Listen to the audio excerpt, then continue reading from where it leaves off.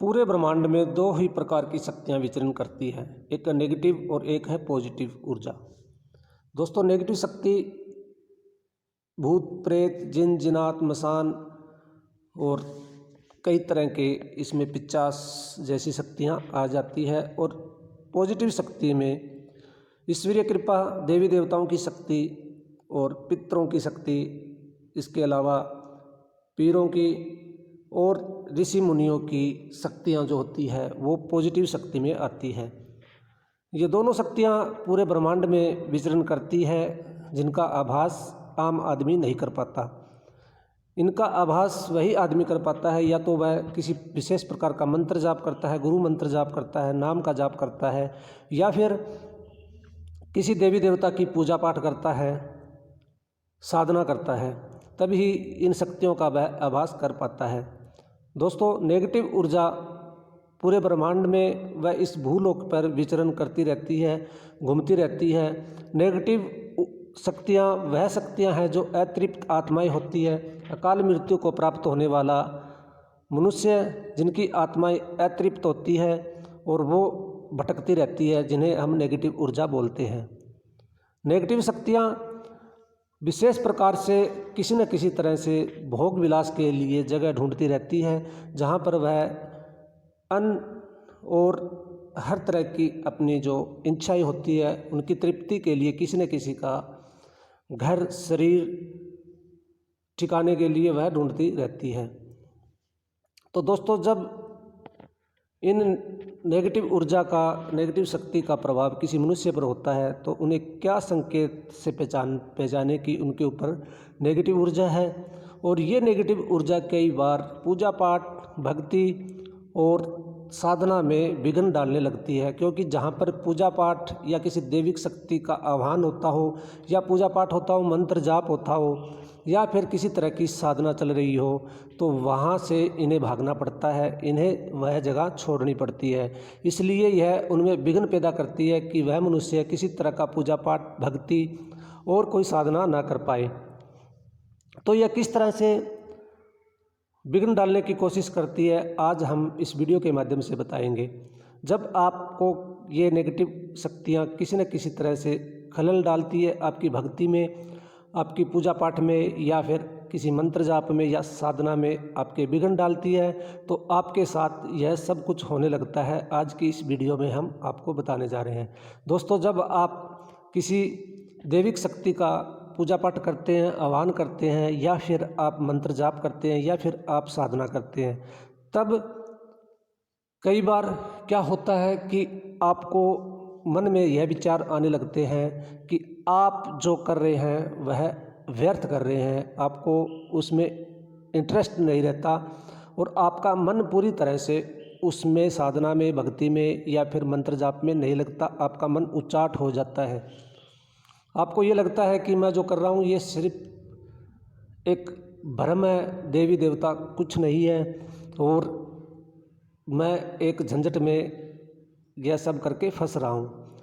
ये नेगेटिव विचार आपके मन में आने लगते हैं तो आपको यह समझना चाहिए कि आपके ऊपर नेगेटिव ऊर्जा हावी हो चुकी है और वो आपकी पूजा पाठ, मंत्र जाप और भक्ति या मंत्र जाप में विघ्न डाल रही है। तो आपको विचलित नहीं होना चाहिए। जब आपके मन में ऐसे विचार आने लगे तो वो नेगेटिव ऊर्जा का प्रभाव होता है। आपको उसे दूर हटाते हुए और पूजा पाठ या मंत्र जाप या साधना में पूरा मन लगा के उस साधना को, भक्ति को या पूजा पाठ को करना चाहिए। नेगेटिव ऊर्जा, ये जो नेगेटिव शक्तियाँ होती है, ये आपकी मन को, आपकी बुद्धि को भ्रमित करती है और उन्हें वशीभूत करके आपका मन भक्ति में नहीं लगने देती, पूजा पाठ में नहीं लगने देती।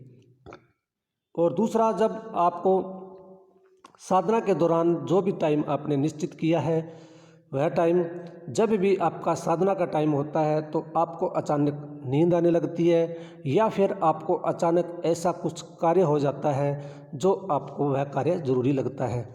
जैसे कि आपने शाम का या सुबह 4 बजे का, 5 बजे का आपने साधना के लिए टाइम रख रखा है, आप उस टाइम पे साधना करते हैं, मंत्र जाप करते हैं या फिर किसी देवी देवता की भक्ति करते हैं, तो आपको आंखें जो आपकी शक्ति है, आप जिस शक्ति का आह्वान कर रहे हैं, पूजा पाठ कर रहे हैं, या आपके जो इष्ट देवता है वह आपको उस टाइम पर जगा देंगे। आपको नींद खुलने के बाद भी आप भ्रमित हो जाओगे कि सो जाएं, कुछ नहीं, सो जाएं, बाद में उठ जाएंगे, या आप टाल मटोल करने में लगे रहोगे, लेकिन आप ना उठ पाओगे और ना ही आप सो पाओगे। तो आपको यह संकेत मिल रहा है कि आपको वह कोई ना कोई नकारात्मक ऊर्जा आपकी साधना में, आपकी भक्ति में विघ्न डाल रही है। वह नकारात्मक ऊर्जा का ही प्रभाव होता है कि आपका मन तो भक्ति के लिए करता है, पूजा पाठ के लिए करता है, मंत्र जाप के लिए करता है, लेकिन आप उसके लिए उठ नहीं पाते, आलस में भरे रहते हैं और आपके दो मन हो जाते हैं कि मैं उठूं या ना उठूं। तो ये भी नकारात्मक ऊर्जा का ही प्रभाव होता है। तीसरे नंबर पे, जब आप पूजा पाठ में बैठने वाले होते हैं तो अचानक से किसी न किसी तरह का घर में शोर शराबा या फिर झगड़ा होगा, अचानक ही झगड़ा होगा, या फिर बच्चे किसी न किसी तरह का उत्पाद करेंगे और उससे नुकसान होगा। बच्चा जैसे गिर जाएगा या बच्चे को चोट लग जाएगी, या फिर अचानक से घर में किसी सदस्य को कुछ न कुछ हो जाता है, या फिर आपको किसी विशेष कार्य के लिए अचानक पूजा के टाइम पर ही ऐसा कार्य हो जाता है जिससे आपको उसमें जाना पड़ता है, और घर में झगड़े का माहौल हो जाता है, छोटी छोटी बात को लेकर बड़ा झगड़ा हो जाता है, तब भी आपको यह जो नकारात्मक ऊर्जा है उसी का प्रभाव होता है, और वह आपके पूजा पाठ में या मंत्र जाप में या साधना में विघ्न डालने के लिए ही वह सारे कार्य, जो अनुचित कार्य आपके साथ हो रहे हैं, वह नकारात्मक ऊर्जा का ही प्रभाव होता है। चौथे नंबर पे आपको धन से संबंधित दिक्कत आने लगती है। जैसे आपने अखंड ज्योत जलाने का निश्चय किया है, आपने संकल्प लिया है, और अचानक से आपके पास घी, धूप, अगरबत्ती, प्रसाद या जो भोग आपको देना होता है, उस भोग के लिए भी हो सकता है कि आपके पास पैसे ना हो। घी के लिए आपके पास पैसे का ना होना, ज्योत, धूप, अगरबत्ती, प्रसाद, कई बार ऐसी समस्याएं आने लगती है कि आपका हर तरफ से कार्य रुक जाता है।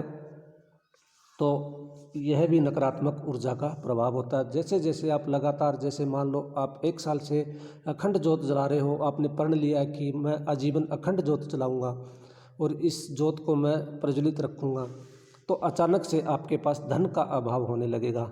उसके घी के लिए आपके पास पैसे नहीं रहेंगे। घर में अचानक ऐसी कुछ बीमारियां या कुछ खर्चे ऐसे हो जाएंगे कि आप कमाते भी हैं तो वह कमाई आपकी लग जाएगी, और यह जो कार्य आपने संकल्प लिया है इसमें विघ्न आपके अवश्य पड़ेगा। तो यह भी नकारात्मक ऊर्जा का ही प्रभाव होता है। नकारात्मक ऊर्जा बुद्धि से और आर्थिक स्थिति से हर तरह से विघ्न डालने की कोशिश करती है, ताकि हम अपने लक्ष्य में कामयाब ना हो, और जो प्रण या संकल्प लेकर हम साधना कर रहे हैं उस साधना में सफल हम ना हो। तो इसके लिए नकारात्मक ऊर्जा अपना हर संभव प्रयास करती है हमें रोकने के लिए, और हमारी पूजा पाठ या फिर साधना में विघ्न डालने के लिए अपना पूरा जोर लगाती है, ताकि हम सफल ना हो सके। क्योंकि उनको पता होता है कि अगर यह कार्य इस घर में या इस स्थान पे हो गया तो वहाँ उनका कोई स्थान नहीं रहेगा, वहाँ से उनको जाना ही जाना पड़ेगा। तो ये कुछ संकेत हैं। अगर आपके साथ भी ऐसा होता हो तो आप विचलित ना हो, आप अपने संकल्प के दौरान उसी तरह पूजा पाठ, मंत्र जाप या फिर आप कोई साधना करते हैं तो आप इन चीज़ों को अनगौर करते हुए और अपने लक्ष्य से ना भटकें, और जितना हो सके आप अपने लक्ष्य को पूरा करें। ये दिक्कतें हर भक्त को आती रहती है, और जब आपके साथ ऐसा होने लगे तो आप यह समझना कि आप अपने सही मार्ग पर हैं, आप अपने लक्ष्य तक पहुंचने वाले हैं। और ये विघ्न जब आपके आने लगे तो आपको ये समझ लेना चाहिए कि आपकी साधना सफल होने वाली है। आप अपनी मंजिल से थोड़ा ही दूर हैं, आप अपनी मंजिल तक पहुंचने वाले हैं। आप भाग्यशाली हैं, आप इन बातों से बिल्कुल भी अपने आप को डामाडोल ना होने दें, अपने आप पर नकारात्मक ऊर्जा को हावी ना होने दें कि ये मैं भक्ति कर रहा हूँ तो मेरे साथ ये हो रहा है। नहीं, आप सफल होने वाले हैं। आप लगातार अपनी कोशिश में लगे रहें, अपने पूरे प्रयास से अपनी भक्ति को सफल करें।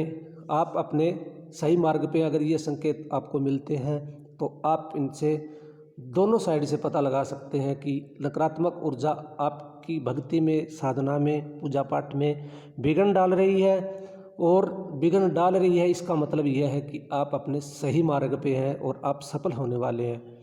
तो आप जो है नकारात्मक ऊर्जा के इन प्रभावों से बिल्कुल डामाडोल ना हो और अपनी भक्ति में लगे रहें। आशा करते हैं कि यह जानकारी आपको पसंद आई होगी।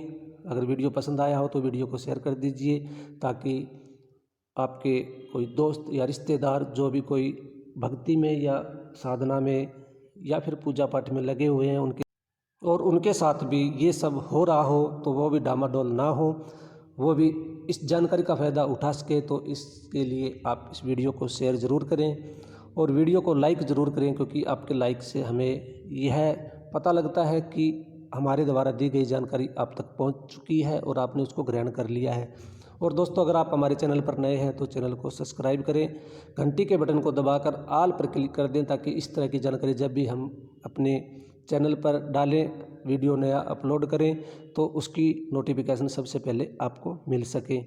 तो चैनल को सब्सक्राइब करें, वीडियो को लाइक करें, शेयर करें, कमेंट में जय श्री राम, जय हनुमान, ओम नमो नारायण, जय शिव शंकर, जय माता दी कुछ भी आप कमेंट में अवश्य लिखें। तो मिलते हैं एक नई जानकारी के साथ अगली वीडियो में। तब तक के लिए नमस्कार। जय श्री राम, जय हनुमान, ओम नमो नारायण। गुरु महाराज की, बजरंगबली हनुमान की, शिव शंकर भोलेनाथ की कृपा आप पर बनी।